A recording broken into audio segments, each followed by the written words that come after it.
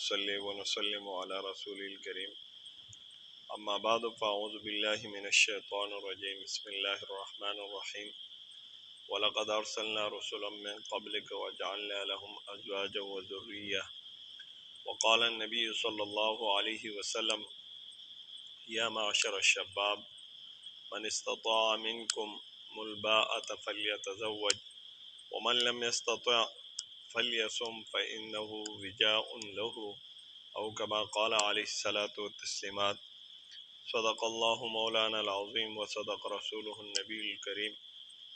آج کے کچھ سوالات ہیں نکاح کے متعلق۔ نکاح جس کے بارے میں اللہ رب العالمین نے ارشاد فرمایا کہ نکاح اس نبی علیہ الصلاۃ والتسلیمات سے پہلے جتنے انبیاء اور رسول آئے ہیں سب کی سنت ہے۔ ایک روایت میں آتا ہے کہ رسول اللہ مبارک نے فرمایا انبیاء کی 4 سنتیں ہیں، ان میں سے نکاح کو بھی ذکر فرما دیا۔ اور اس طرح نکاح یہ انسانی فطرت ہے، انسانی معاشرے کے لیے ایک اہم جز ہے، اس سے انسانیت کی بقا ہوتی ہے۔ اور رسول اللہ مبارک نے بھی اس کو اپنے سنتوں میں سے افضل سنت قرار دیا ہے۔ النکاح من سنتی فمن رغب عن سنتی فلیس منی او کما قال علیہ الصلاۃ والتسلیمات۔ ارشاد گرامی ہے کہ نکاح میرے سنتوں میں سے ایک سنت ہے، جو بندہ اس سنت پہ عمل نہیں کرے گا وہ ہم میں سے نہیں ہوگا۔ تو نکاح کے متعلق کچھ سوالات ہیں۔ پہلا سوال یہ ہے کہ مغربی دنیا میں نکاح کا تصور کیا ہے؟ مغربی دنیا میں آج کل نکاح کا تصور وہ ختم ہو چکا ہے، اور مغربی دنیا در بدر کے ٹوکرے کھا رہے ہیں اور اپنی زندگی کے حل کے لیے مختلف اسباب اختیار کر رہے ہیں، لیکن ان کو کچھ حل نظر نہیں آتا۔ اس کی وجہ بیوی کے درمیان نکاح ہو جاتا ہے، تو نکاح ہونے کے بعد جب ان کے اولاد ہو جاتے ہیں اور اولاد جب نوجوانی کو پہنچ جاتے ہیں تو بچے ماں باپ سے الگ ہو جاتے ہیں۔ لڑکا ہو تو وہ الگ ہو جاتا ہے، لڑکی اپنی خواہش کے مطابق کے ساتھ چلی جاتی ہے، اور لڑکا اپنے پسند کے لیے کسی لڑکی کو لے لیتے ہیں۔ اور یہ تصور بھی کیا جاتا ہے کہ بعضی ممالک میں ایک عورت کے کئی شوہر ہوتے ہیں، ایک ٹائم پہ کبھی وہ ایک کے ساتھ ہوتی ہے تو کبھی دوسرے کے ساتھ ہوتی ہے، مختلف اوقات میں ان کے مختلف شوہر ہوا کرتے ہیں، اور ان سے پیدا ہونے والی اولاد کا پھر پتہ نہیں چلتا۔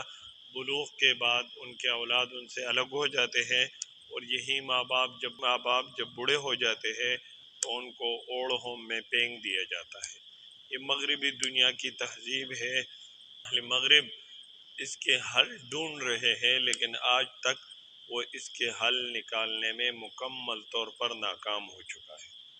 اگلا سوال آج کا یہ ہے کہ نکاح کا معنی کیا ہے؟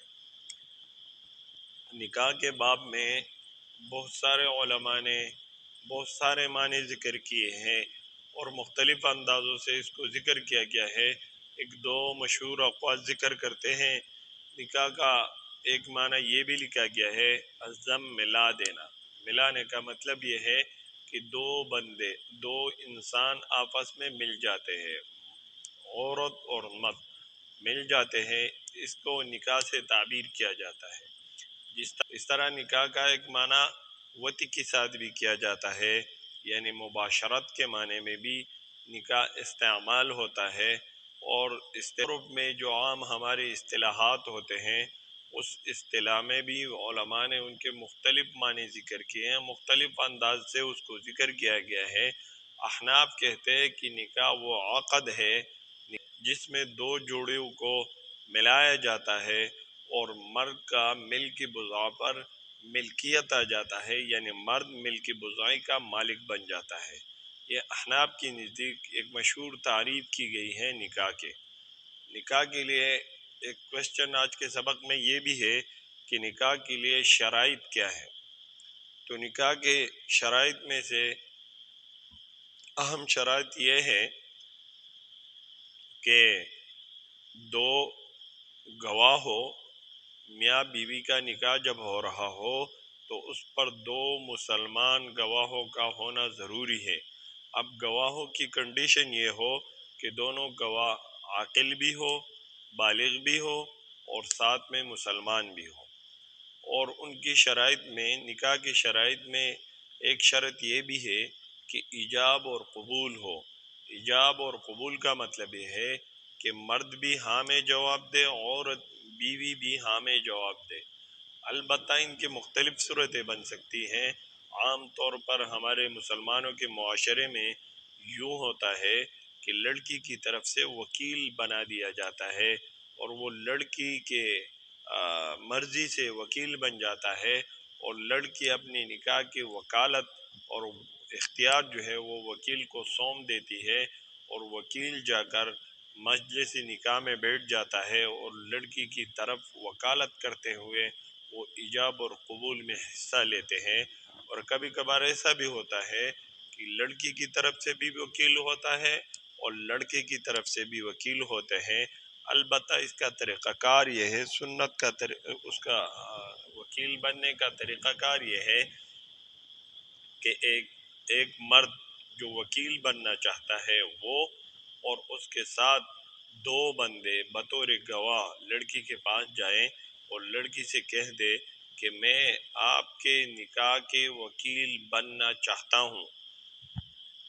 اس صورت میں لڑکی یہ کہے کہ ہاں جی آپ میرے نکاح کے وکیل بنے، اور یہ اتنی اونچی آواز سے بولے کہ جو ساتھ میں جانے والے دو مرد حضرات بطور گواہ گئے ہیں، وہ مرد حضرات عورت کی اور لڑکی کی اس آواز کو سن لے کہ ہم اپنی طرف سے آپ کو وکیل بناتے ہیں۔ اس طرح اگر لڑکا اپنی طرف سے وکیل بنانا چاہتے ہیں تو ایک وکیل ہو جائے گا، اور ساتھ میں دو گواہ ہو جائیں گے جو اس وکیل کی وکالت پر گواہ رہیں گے، اور یہی الفاظ لڑکے سے دہرائے جائے گا کہ جی ہم آپ کی طرف سے نکاح کے وکیل بن رہے ہیں۔ تو وہ لڑکا کہے گا ہاں جی مجھے منظور ہے، اتنے اونچی آواز سے بولے گا کہ وہ دو گواہ سن لے، اور پھر یہ دو وکیل عام جو نکاح خواہ ہیں اس کے سامنے آئیں گے اور نکاح خواہ خطبہ پڑھائیں گے۔ خطبہ پڑھانا یہ سنت کا عمل ہے نکاح کے اندر۔ نکاح خواہ مولوی بھی ہو سکتا ہے، مفتی بھی ہو سکتا ہے۔ اگر جہاں کہیں مولوی نہ ہو، عالم نہ ہو، مفتی نہ ہو، تو عام تعلیم یافتہ مہذب انسان بھی نکاح کا خطبہ پڑھ سکتا ہے۔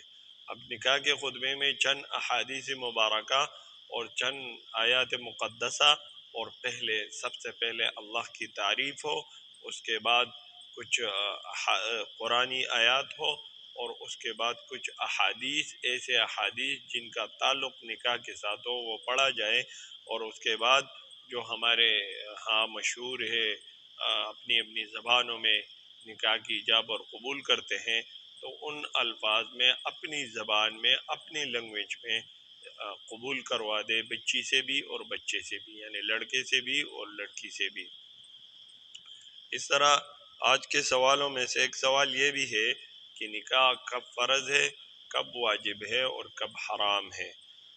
عقائد و جہان صلی اللہ علیہ وسلم کا ارشاد ہے، رسول اللہ مبارک فرماتے ہیں یا معاشر الشباب من استطاع منکم الباءۃ فلیتزوج، فرماتے ہیں اے میرے امت کے نوجوانوں، اگر تم جسمانی طور پر طاقت رکھتے ہو اور اپنے طاقت کے بل بوتے پہ عورت کے حقوق پورا کر سکتے ہو، اور ساتھ میں یہ ہے کہ آپ عورت کے خرچ و اخراجات برداشت کر سکتے ہو، اور یہ اندیشہ نہ ہو کہ میں عورت پر ظلم کر لوں گا، تشدد کر لوں گا، زیادتی کر لوں گا، اس کا اندیشہ بھی نہ ہو اور خطرہ بھی نہ ہو، تو ایسے مرد کے لیے نکاح کرنا واجب ہے۔ اسے چاہیے کہ وہ فوراً نکاح کر لے۔ اور اگر عورت کے نان نفقہ اس پر قدرت نہ ہو، باقی جو شرائط ہے وہ تمام شرائط پائے جا رہے ہو، تو اس صورت میں نکاح سنت کے زمرے میں آتا ہے۔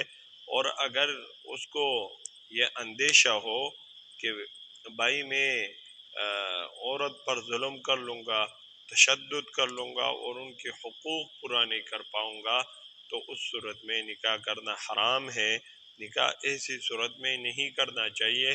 البتہ بعض حضرات ایسے گزرے ہیں، علماء میں بھی سے گزرے ہیں، انبیاء میں سے گزرے ہیں، جنہوں نے نکاح کے بجائے اسلام کو ترغیب دی، رہبانیت کو ترغیب دی، اور انہوں نے نکاح نہیں کیا۔ تو اس کی کئی وجوہات ہو سکتے ہیں۔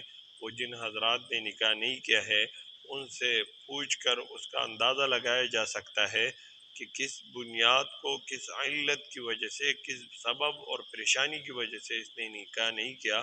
تو اس صورتحال کو دیکھتے ہوئے یہ حکم لاگو کیا جا سکتا ہے۔ ایسے نہیں کہہ سکتے کہ بھائی انہوں نے نکاح نہیں کیا تو ہم بھی نہیں کرتے۔ اللہ ہمیں عمل کرنے کی توفیق عطا فرمائے۔